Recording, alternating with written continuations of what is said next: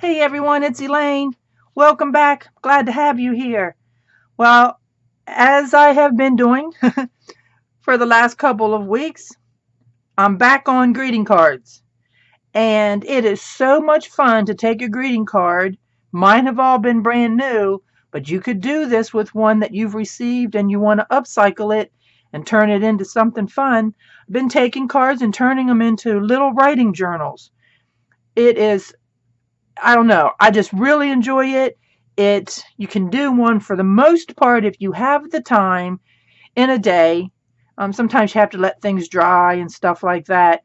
But again, depending on how much embellishing you do and all. So this is the card that I've done next. This isn't a thank you note. It's an eternally grateful, forever in your debt. How can I ever repay you note? Now that's fun. So you want to show someone how much you appreciate what they did for you. What better way than taking that card and turning it into a little journal?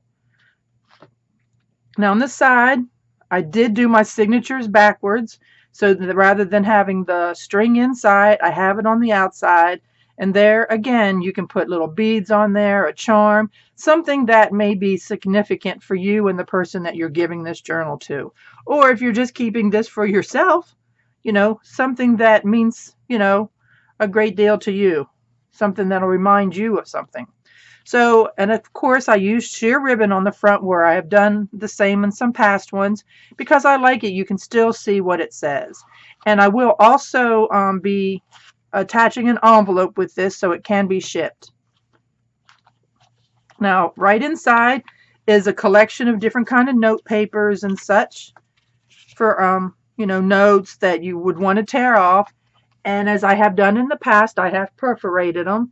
So this can also then be replaced. So what you'll do is you'll just untie the bow, pull off the little doodad thing, whatever that's called, tab, label that I've put on top, and then you can replace your pages. Now, of course, you could perforate them or not. Just remember to hold on to this because this will be the markings on where you want your holes to be when you go to replace it. The other thing that I did is this is a big envelope that's under here. And I just put some miscellaneous papers, different sorts, just so if you want to jot just a little note down and take it and stick it in your pocket. And then I took an oval punch, and let me grab it. I took an oval punch, not a really big one, we can see. And that's what I cut off the envelope so you could see where to tuck everything back in. And I just used some decorative paper that'll shine through. Now again, this journal, like the others, is not heavily embellished because you do want it to close securely. You don't want it to necessarily be real bulky. This is something that you're going to use. You're going to, whether it's for a trip or a special circumstance that you have, or your children, to keep up with activities for your kids, it's meant to be used and abused and written in and taken places, travel with you. So again, a lot of assorted papers, but plenty of room to write on. This little piece of lace that I made, as you can see, this is it.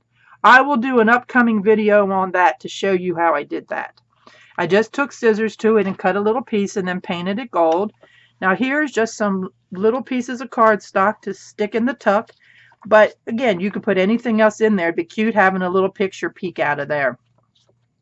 Now this is just some paper out of a book of Chinese, and I put pages like that in journals from time to time because, you might want to tape a business card or a picture or something that you just want to attach, and you don't need to be using up your good writing space.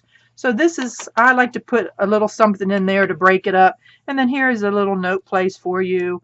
Again, some plans. We all know that I have access to plenty of plans, new and old. And some graph paper. And in this case, the signature, I just did a simple little frame around it. Nothing fancy. I think it was out of a children's book. And then now it's going to be the other half to the signature, or to the pages that we've just seen. Some washi tape. Here's a tab. You can put your label on. Some more scrapbook paper. Now this is a label that I had, and instead of using real brads, because again, you don't need a whole lot of bulk, I just used a pearl pen and made my own little brads. Of course, it took that a little bit of time to dry. That was probably the most time consuming part in doing this journal. And then, of course, a little pocket. And then, as I've been doing, I stick a little note, a place for you to write a personal note to them. Because if they do take this around, nobody needs to read what you've written to them. So this is a good little place for you to hide it away. And then the back of this card was also so pretty. I just put my own little label on it, a picture of my little long-haired chihuahua. It's a one-of-a-kind journal made Larkin Lane Creations. So that is that, and I will put that up on my Etsy shop today. So please, if you're interested, and if you should miss it and you would like one of these, I do have a few more of these cards that I would be glad to let you know.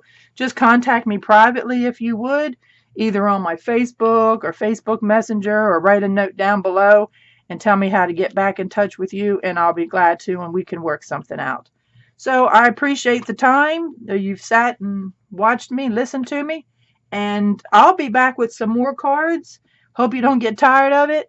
It is, like I said, it's a great way to use them, and it's a great little gift when you do want to send someone a card. It's kind of like a card and a fun little gift all in one. So you stay tuned, and please subscribe to my channel. Give me that thumbs up. Bye.